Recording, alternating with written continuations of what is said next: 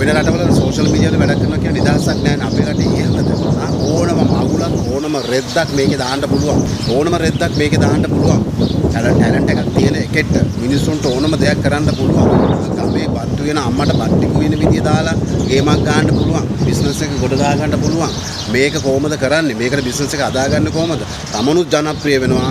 Monetisation වලින් social media වල සල්ලි හම්බ වෙනවා. බිස්නස් එකත් ඩෙවලොප් වෙනවා. සෝෂල් මීඩියා මාර පවර්ෆුල්. මම කියන්නේ මේ පවර්ෆුල් වෙලා තියෙන සෝෂල් මීඩියා නේ මොන රෙද්දක්ද AI ඇවිල්ලා ආටිෆිෂල් ඉන්ටෙලිජන්ස් මේක සුපිරි ගේමක්. ඒ කියන්නේ AI වලින් අපිට වැඩක් කරගන්න පුළුවන්. සෝෂල් මීඩියා කියන්නේ කෙනෙක්ට බ්‍රිජ් එකක් වඩ පාලමක් හදලා තියෙන වගේ වැඩේ කරගන්න. AI වලින් ඒක තවත් ඊසි කරලා තියෙන්නේ. දැන් අපිට වෙනම ආටිස්ට් කෙනෙක් අරගෙන තවත් ස්ටුඩියෝයක් හදාගෙන කරගන්න ඕන. ගෙදර ඉඳලා වඩ වීඩියෝ එක ක්‍රියේට් කරන්න පුළුවන්. මොකක් හරි අපි කිමුකෝ අධ්‍යාපන වීඩියෝ එකක් ගන්න පුළුවන් ඕනම දෙයක්. දැන් මේකට AI වලින් රෙද්ද අඳින එකයි නාන්න යන එකයි රෙද්ද ඇඳගෙන කුණුහරුප කියන එකයි ළමයෙක්ට අපිට කියන්න බෑනේ. ඔයා ගිහලා බලන්න YouTube එකේ තියෙන මේ වීඩියෝස් අධ්‍යාපන වීඩියෝස් බලන්න බෑ. ළමයෙක් හරි යාට මෙයාට යනකොට බලන්නේ අනිවාර්යයෙන්ම ෂෝට්ස් වීඩියෝස් තියෙනවා.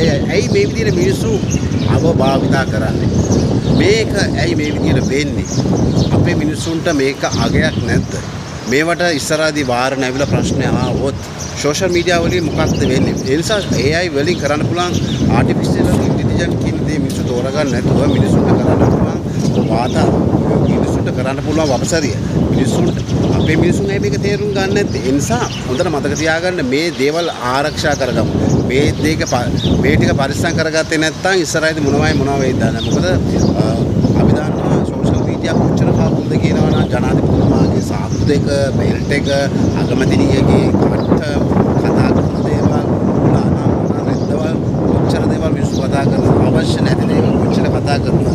නමුත් ඒක තමයි වයිරල් වෙන්නේ සෝෂල් මීඩියා පාපුල් කියන්නේ ඒකයි. ඒ නිසා මේක අවභාවිතා කරලා මේක අවශ්‍ය නැති විදිහට පාවිච්චි කරලා AI කියන මේ පාලමෙන් නිකන් අනවශ්‍ය විදිහට පාවිච්චි කරලා මේකෙන් ගේමක් ගන්න මේකේ වැඩක් කරන උන්ටවත් වැඩක් කරගන්න බැරි තැනකට මේක හදන්න එපා. AI වලින් වැඩක් ගමු. සුපිරි ගේමක් ගන්න පුළුවන්, සුපිරි වැඩක් කරන්න පුළුවන්. මොකද අනවශ්‍ය විදිහට මේවා පාවිච්චි කරන්න එපා. ලංකාවේ වගේ රටක සෝෂල් මීඩියා පාවිච්චි කරන විදිය සෝෂල් මීඩියා වලට දීලා තියෙන නිදහස උපරිමයෙන්ම දීලා තියෙනවා. ඉතින් කෙනෙකුගේ බිස්නස් එකක් වෙන්න පුළුවන් කෙනෙකු කරන මොකක් හරි ටැලන්ට් එකක් තියෙන කෙනෙකුට දැන් පොඩි ළමෙක්ට හරි සෝෂල් මීඩියා වල සින්දුවක් කියලා එහෙම නැත්නම් එයා කරන දේ ඕන එකක් සෝෂල් මීඩියා දාලා එයාට ඉස්සරහට යන්න පුළුවන්. මොකද ඉස්සර වගේ ගුවන් විදුලියේ එහෙම නැත්නම් වෙනත් මොකක් හෝ channel එකක සින්දුවක් දාගෙන සල්ලි බේදම් කරගෙන මේම කරන්න ඕන. දැන් පොඩි ළමෙක්ට හරි තමන් දක්ෂයෙක් නම් තාක්ෂණයේ තියෙනවා මේක උඟක් දුරට මාර විදියට වැදගත්. මොකද සමහර රටවල අපි අහලා තියෙනවා උතුරු කොරියාව වගේ රටවල තියෙන සමහර රටවල සෝෂල් මීඩියා වලට තියෙන තහනම් මේ විදියට පාවිච්චි කරන්න බෑ, මේ විදියට පාවිච්චි කරන්න බෑ, මේ නිවුස් දාන්න බෑ. ඒ වගේ. එහෙම නෑ ලංකාවේ. දැන් මේ තියෙන දේ ඇයි අපි හරියට පාවිච්චි කරන්නේ නැත්තේ? අපේ මිනිස්සු ඇයි මේක නිකන් මේ අර වඳුරට මොකක්ද හම්බුණා වගේ ඇයි මේව පාවිච්චි කරන්නේ? සමහරක් වෙලාවට එක නිවුස් එකක් යන්න බෑ. දැන් සමහරක් වෙලාවට මිනිස්සුන්ට වරදින්න බෑ. ඒව රියැක්ෂන්. ඒ වගේ තමයි මොකක් හරි තැනක අඩුපාඩුවක් වෙන්න බෑ. ඒවල රියැක්ෂන්. එහෙම නැත්නම් ජනාධිපතිතුමා සාක්කුව එහෙම නැත්නම් මොකක් හෝ කට්ටක් ගාපු එකක් එහෙම නැත්නම් මොකක් හෝ අඩුපාඩුවක් නූලක් එල්ලිච්ච එකක් මේ වගේ දේවල් සෝෂල් මීඩියා වල. ඊට පස්සේ එහෙවත් කමක් නැහැ කිමුකෝ. තවත් කාරණාවක් තමයි දැන් මේක හොඳ තැනකට තමයි ඇවිල්ලා තියෙන්නේ. දැන් මේ සෝෂල් මීඩියා කියන දේ හොඳ තැනකට තමයි ඇවිල්ලා තියෙන්නේ.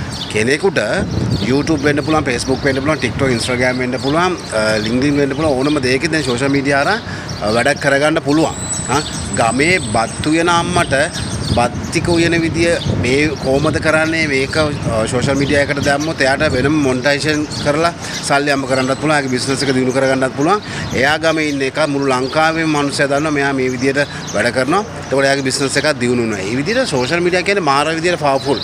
මිනිස්සු කරන දේවල් මේවා YouTube එකේ සෝෂල් මීඩියා හරහා අප්ලෝඩ් කරාට පස්සේ ක්ෂණිකයෙන්ම මිනිසුන්ගේ අතට යන මොකද ඇඟිලි තුඩේ තමයි හැම දෙයක්ම තියෙන්නේ ඩිජිටලයිස් වෙලා තියෙන නිසා.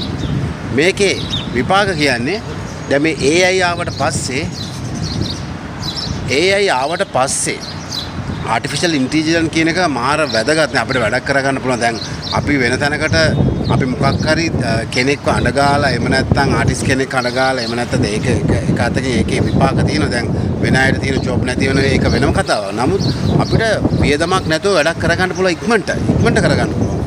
දැන් මොකක් හරි කරනවා නම් channel එකක් කරනවා නම් ඒ කෙනාම අවශ්‍ය නැහැ. මොකක් හරි AI වලින් වීඩියෝස් හදලා පණිවිඩය යවන්න පුළුවන්.